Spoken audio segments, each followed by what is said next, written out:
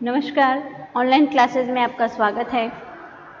आज की क्लास में हम पढ़ेंगे साकेत, जो कि मैथिली शरण गुप्त की रचना है, उसका एक विश्लेषणात्मक अध्ययन।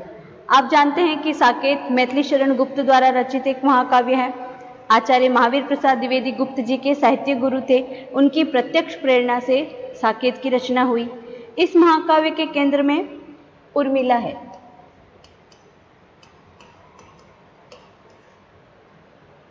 महावीर प्रसाद द्विवेदी जी के निबंध कवियों की उर्मिला विषयक उदासीनता पढ़ने के बाद एक लंबे अरसे तक इस महाकाव्य की रचना में कवि ने अपने आप को नियोजित किया। साकेत में लक्ष्मण की पत्नी उर्मिला के विरह को अत्यंत मार्मिकता के साथ नवा सर्ग में अंकित किया गया है।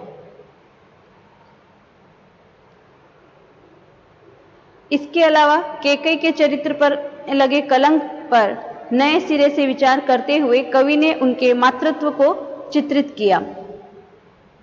कैकेयी के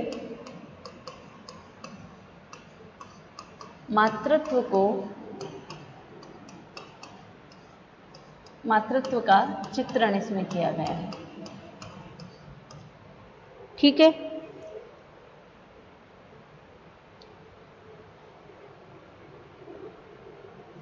आपके लिए चुने गए अंश में सीता का वर्णन हुआ है। ध्यान देने वाली बात यह है कि कवि ने राम कथा की पुनरावृत्ति के उद्देश्य से साकेत की रचना नहीं की है। आप देख पाएंगे कि इसमें कवि ने अपने समय की स्थितियों और चेतनाओं का भी समावेश किया है। आपका अध्ययन का जो विषय है साकेत, उसके अष्टम सर्ग से अवतरित किया गया है। इस सर्ग में सीताराम के चित्रकूट का जीवन,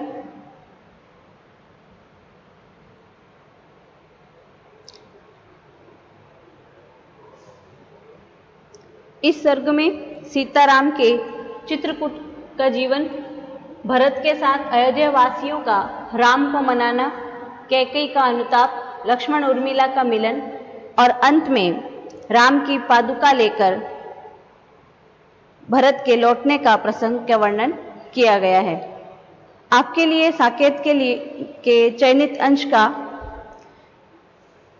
अध्ययन करना आवश्यक है।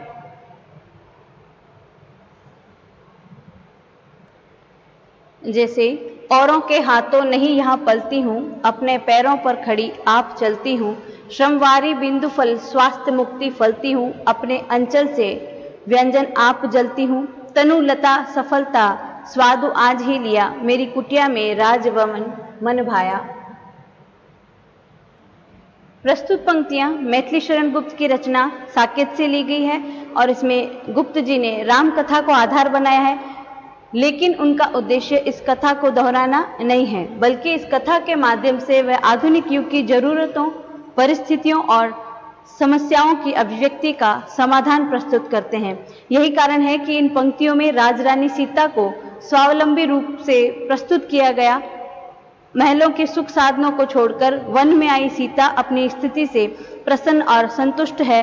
राजभवन के जो विलासिता है उसकी तुलना में वन का यह स्वच्छंद जीवन उसे अच्छा लगता है। इसलिए वह कहती है कि वन में औरों के हाथों नहीं पलती, यानी दास दासियों की सेवा पर वो आश्रित नहीं है, बल्कि अपना काम वह स्वयं करती है। अपने पैरों पर चलने का अर्थ है अब मैं स्वावलंबी हूँ।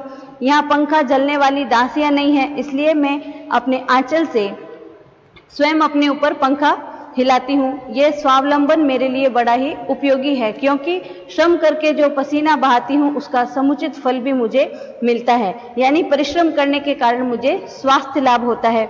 शारीरिक श्रम से मिलने वाले आनंद को मैंने आज ही महसूस किया है, इसीलिए मुझे अपनी कुटिया में किसी तरह का अभाव नहीं महसूस होता, बल्कि राजभवन जैसा ही आनंद मिलता है।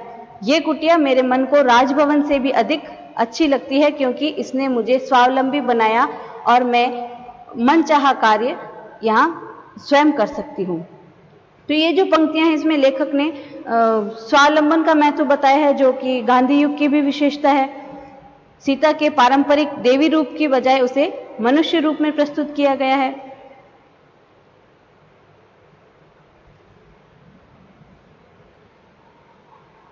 राम, सीता और लक्ष्मण के अयोध्या लौटा देने के लिए अयोध्या के निवासी चित्रकूट पहुंचे हुए हैं और कवि ने सीता के माध्यम से चित्रकूट की प्राकृतिक शोभा का चित्रण कुछ इस प्रकार किया है।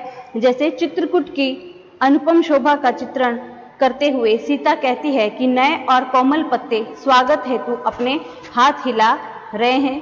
मनुष्य के कोमल मनोभाव प्रकट करने के लिए मानो फूल खिला करते हैं। चित्रकूट फलों से लदा हुआ है, इसलिए डाली में नित्य नए फल भरे रहते हैं। तृण तृण पर यानी तिनके तिनके पर ओस की बूंदें मुक्ता यानी मोतियों के समान झिलमिला रही है।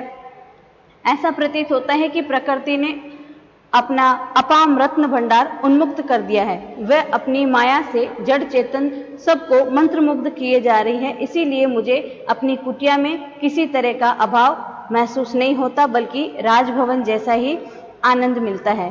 तो ये जो पंक्तियां हैं, इसमें कवि ने मानवीकरण का सुंदर प्रयोग किया है। मानव और प्रकृति के जो अभिन्न संबंध है उसको इसी पद से जाना जा सकता है। उसके बाद कैकेयी अनुताप जो प्रसंग है, उसमें श्री राम ने कैकेयी को संबोधित करते हुए कहा था कि भरत की जननी होते हुए भी वे उन्हें समझ नहीं पाई। उसी बात को लक्ष्य कर करके कैकेयी राम से कहती है कि उस समय जो विधवा के वेश में वे सफेद वस्त्र धारण किए हुए ऐसी प्रतीत हो रही थी मानो कोहरे से ढकी हुई चांदनी हो। हालांकि कैकेयी जो थी वो निश्चल और स्थिर बैठी हुई थी, उसके हृदय में अनेक प्रकार के भावों की लहरें उठ रही थी। सिंहनी जैसे रूप धारण करने वाली वह कैकेयी अब गोमुखी गंगा के समान शांत, शीतल और पवित्र हो उठी थी। उसके मुख से गंगा जल के समान कल्याणकारी और मधुर शब्द निकल रहे थे। तो कैकेयी ने राम से कहा कि ये सत्य है कि भरत को जन्म देकर भी मैं उसे न पहचान सकी। सभी व्यक्ति मेरी इस बात को सुन लें। राम भी अभी इसी बात को राम ने भी स्वीकार किया है। राम की उस रात्रिकालीन सभा में सभी कैकेयी के इस दृढ़ स्वर को सुनकर के चौंक पड़ते हैं और हे राम, यदि तुम्हारी बात सत्य है कि मैं मां होते हुए भी भरत की बात न समझ पाई, तो अब तुम घर को लौट चलो। अर्थात अपनी नासमझी से मैंने जो तुम्हारे वनवास की कामना की थी, यह मेरी एक जीवन की सबसे बड़ी भूल थी। उस भूल को तुम भुला दो।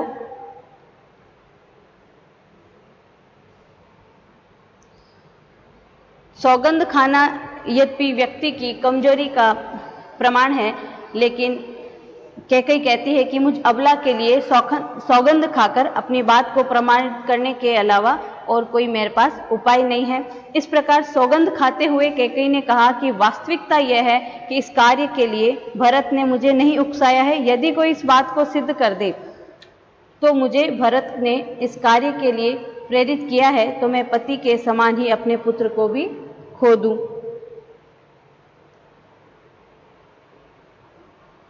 हे राम पुत्र, अभी तक लोग कहावत के रूप में यही कहते हैं कि पुत्र माता के प्रति चाहे कितना ही अपराध कर ले, लेकिन माता कभी उस पर क्रोध नहीं करती और न ही वह क्रोध में भर कर के पुत्र का कोई अहित करती है। इसीलिए कहा जाता है कि पुत्र भले ही कुपुत्र हो, लेकिन माता कभी कुमाता नहीं होती। परंतु मैंने तो माता होकर भी पुत्र भरत और तुम्हारा दोनों का ही अहित किया है, इसलिए मैं वास्तव में लोगों की दृष्टि में एक बुरी माता हूं। लेकिन ये सब जो दुष्कार्य है, कोई अपने आप जानबूझकर मैंने नहीं किया है, लेकिन मेरा भाग्य मेरे विपरीत था जिसने मुझसे ये सब कार्य करवाया। फिर भी मैं अपने दुर्भाग्य के आगे क्या कर सकती थी। अब तो मेरे इस कार्य को देख करके लोग यही कहेंगे कि पुत्र ने तो माता के प्रति अपने कर्तव्यों का पूरा निर्वाह करते हुए स्वयं को सच्चा पुत्र सिद्ध कर दिया, लेकिन माता कुमाता हो गई। तो इस प्रकार अब लोग पुरानी कहावतों के स्थान पर नई कहावत कहा करेंगे, पुत्र तो सदैव पुत्र ही रहता है, भले ही माता कुमाता बन जाए। इस पंक्ति के माध्यम से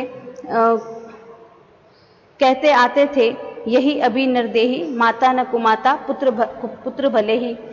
तो इस पंक्ति के माध्यम से कवि ने कहा है कि अभी तक लोग कहावत के रूप में यही कहते थे, इसलिए मैं वास्तव में लोगों की दृष्टि में एक बुरी माता हूं।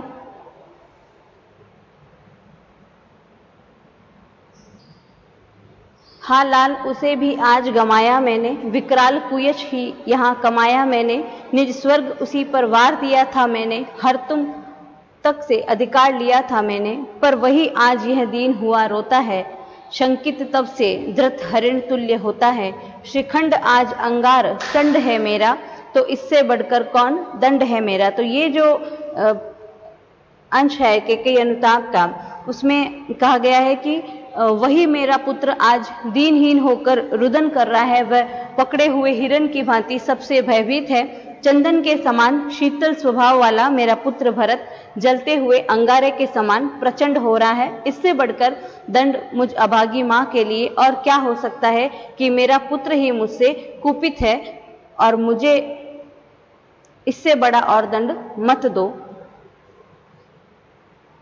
तो कैकेयी ने भरत को रोकने के संदर्भ में राम से कहा है कि मैंने आज अपने उस पुत्र को भी खो दिया जिसके लिए मैंने ये कुकृत्य किया है, अपने इस कृत्य से मैंने भयंकर अपयश ही प्राप्त किया है। तो कैकेयी ने भरत के रुदन और उसके भय के संबंध में राम से कहा कि आज भरत दीनहीन होकर के विलाप कर रहा है, वह आज पकड़े हुए हिरण की भांति है। अपने दंड के संबंध में भी कैकेयी ने अंत में श्री राम से कहा कि मेरा पुत्र ही मुझसे क्रोधित है, इससे बढ़कर और कौन सा दंड मुझ अभागन के लिए हो सकता है, तो अब आप मुझे और कोई दंड न दें। तो यह था कैकेयी अनुताप की मूल संवेदना या उसका विश्लेषणात्मक अध्ययन। तो अब इस अष्टम सर्ग जो साकेत का है उसमें कैकेयी अनुताप के आधार पर हम कैकेयी के चरित्र का चित्रण करेंगे।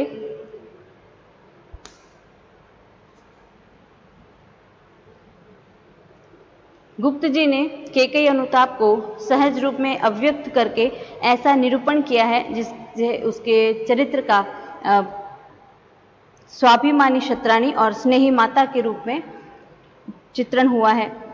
इसी दृष्टि से कैकेयी के चरित्र की कुछ विशेषताएं हम देखते हैं। व्याकुल नारी, पहली विशेषता है व्याकुल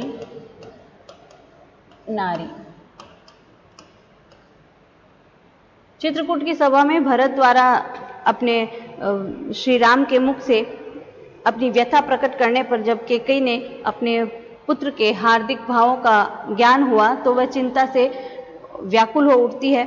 उस समय विधवा का रूप धारण किए कैकेयी का चेहरा चिंता से और भी मलिन हो गया और वहां पर मन में अनेक विचार उसके उद्गार उसके मन में आते हैं और वो जो व्याकुल दशा है उसकी अपने मन की कमजोरी को उसके माध्यम से वे प्रकट करना चाहती है।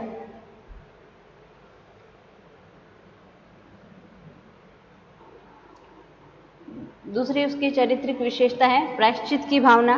तो कैकेयी ने जब मंथरा दासी के बहकावे में आकर के दशरथ से राम के लिए 14 वर्ष का वनवास और भरत को राजगद्दी का वचन लिया था, उस समय उसकी जो स्वार्थी बुद्धि थी उसी का प्रभाव था कि उसका विवेक समाप्त हो गया था और उसके कारण महाराज की यह दशा हुई और अंत में उनको प्राण गंवाने पड़े। भरत ने इस कार्य का समर्थन कभी नहीं किया था। उसने अपने किए पर कैकेयी को प्रायश्चित हुआ। वह स्वयं को सारे अनिष्ट का मूल कारण समझती थी और अपने आप को अपराधिनी मानने लगी थी। इसी कारण वह चित्रकूट की सभा में भी श्री राम के सामने जाकर के अपने अपराध को स्वीकार करती है और अंत में प्रायश्चित की भावना से ग्रसित रहती है और श्री राम से बार बार वन से अयोध्या लौट चलने का आग्रह करने लगती है। तो इसी पश्चाताप के कारण, इसी प्रायश्चित के कारण उसे अपने जो मातृत्व प्रेम है उस पर भी उसको शंका होने लगती है। इस तरह कैकेयी के चरित्र में प्रायश्चित की भावना का विशेष रूप से उद्घाटन किया गया है। तीसरी उसकी विशेषता है अपराध बोध।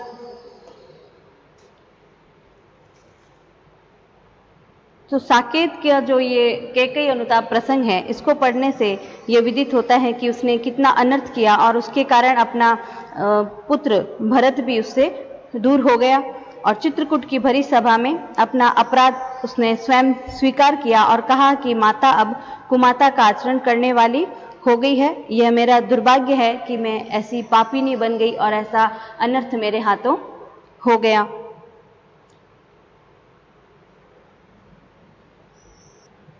फिर है विनयशीलता एवं स्वाभिमानी नारी। तो कैकेयी के स्वभाव में विनय की जो प्रवृत्ति है वो भी दिखाई देती है। वह राम के पास चलने का आग्रह करती है और कहती है कि अनुशासन ही था मुझे अभी तक आता, करती है तुझसे विनय आज ये माता। और क्षत्रिय कुल में उत्पन्न होने के कारण और रघुकुल वधु होने से कैकेयी के चरित्र की स्वाभिमानी नारी का चित्रण स्पष्ट रूप से दिखाई पड़ता है। उसके चरित्र की विशेषता जो थी वो उसके जन्म से ही थी। इसी कारण उसने राजा दशरथ के प्राणों की रक्षा की थी और उनसे 2 वर प्राप्त किए थे। लेकिन श्री राम को वनवास देने से अब उसका वह स्वाभिमान आहत हो गया और इसी बात को व्यक्त करते हुए उसने राम से भी कहा कि मैं सहज मानिनी रही,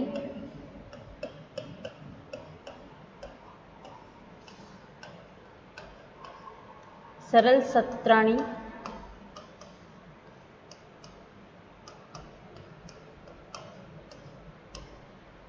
इस कारण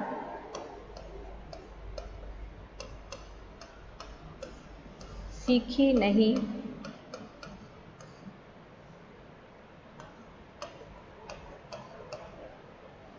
दैन्य यह वाणी।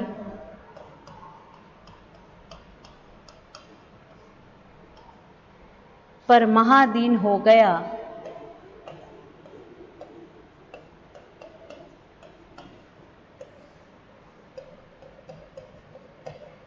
आज मन मेरा,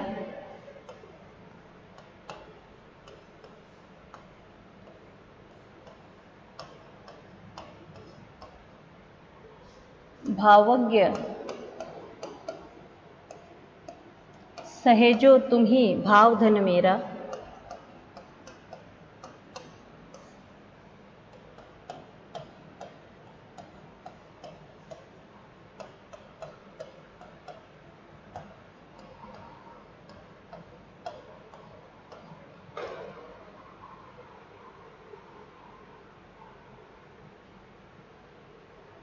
फिर है वात्सल्य भावना। तो कैकेयी का अपने पुत्र भरत के प्रति स्वाभाविक है कि उसका प्रेम अधिक रहा। इसी स्नेह के कारण उसने भरत के लिए युवराज पद का वरदान मांगा था। कैकेयी वैसे राम और लक्ष्मण से भी पुत्र के समान ही स्नेह करती थी, लेकिन राजमाता कहलाने की उसकी जो कुटिल सोच जो मंथरा ने उसके दिमाग में पैदा कर दी थी, उसने उसको कमजोर बना दिया था। चित्रकूट की सभा में पहुंचने पर उसने अपने अपराध को स्वीकार करके प्रायश्चित भी किया। उस अवसर पर उसका हार्दिक वात्सल्य इस प्रकार इन शब्दों में व्यक्त हुआ कि कुछ मूल्य नहीं वात्सल्य मात्र तेरा, कुछ मूल्य नहीं वात्सल्य मात्र क्या तेरा, पर आज अन्य सा हुआ वत्स भी मेरा। मैंने इसके लिए ही तुम्हें वन भेजा, घर चलो इसी के लिए, न रूठो अब यूं। कुछ और कहूं तो उसे सुनेंगे सब क्यों, मुझको यह प्यारा और इसे तुम प्यारे, मेरे दुगने प्रिय रहो न मुझसे न्यारे। तो इस प्रकार कैकेयी ने राम को उनके जो बचपन की घटनाएं हैं उनका स्मरण कराते हुए अपने स्नेह और ममता का व्यवहार याद दिलाया। उसे तो अपयश का भागी बनना था, नहीं तो उसके लिए भरत और राम लक्ष्मण में कोई अंतर नहीं था। और इसलिए राम को भी अंत में कहना पड़ा कि हे अम्ब तुम्हारा राम जानता है सब। तो कैकेयी जो थी वह इतनी बुरी नहीं थी, लेकिन मंथरा ने उसको भड़काने का काम किया था। जो मंत्रा की एक स्वाभाविक विशेषता है क्या कि मंत्रा को चाहे राम राजा बने चाहे भरत राजा बने उससे उसको कोई मतलब नहीं था। कैकेयी की स्वाभाविक मंथरा जो थी वो स्वभाव से ही कुटिल थी। उसका स्वभाव था किए हुए काम को बिगाड़ना, बनते काम को बिगाड़ना। वो कभी भी किसी काम को अच्छा नहीं होने देती थी। उसको कोई फर्क नहीं पड़ता था चाहे राम राजा बन जाए चाहे भरत राजा बन जाए, पर उसको स्वभाव से वो मजबूर थी कि उसका स्वभाव था कि बनते काम को